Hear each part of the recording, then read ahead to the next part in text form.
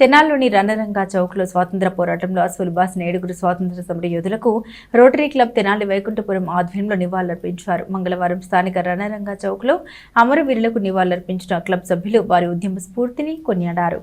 Rotary club of Tenali Vaikunthapuram అధ్యక్షుడు నల్లూరి వెంకటేశ్వరరావు నేతృత్వంలో అమరవీరులకు ఘన నివాళులర్పించారు.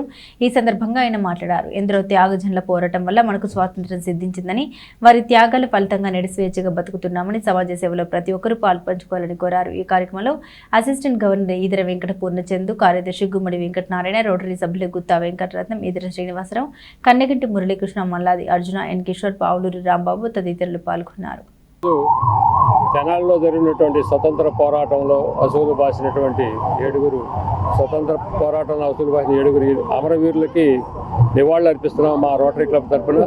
మరి ఇటువంటి ఎంతోమంది తమ ప్రాణాలను త్యాగం చేయటం వల్లే మనకి స్వతంత్రం సిద్ధించింది.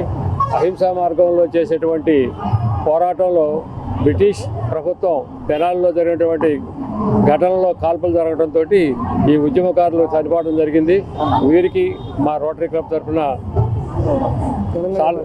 ఘనమైనటువంటి నివాళులు అర్పిస్తున్నాము.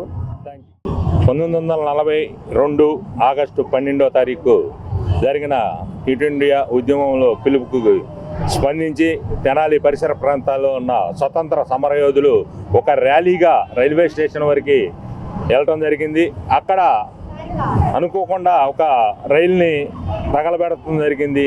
దానికి అందించిన బ్రిటిష్ పోలీసులు వారిని వెంటాడి లాఠీ చార్జీ చేసి తరువుతుపరి ఈ ప్రాంతంలో కాల్పులు జరిపి వారికి తుదిమించడం జరిగింది. అటువంటి ఆ స్వతంత్ర సమరయోధులు అమరజీవులకు ఈరోజు rotary club of Tenali Vaikunthapuram తరఫున నివాళులు అర్పిస్తున్నాం.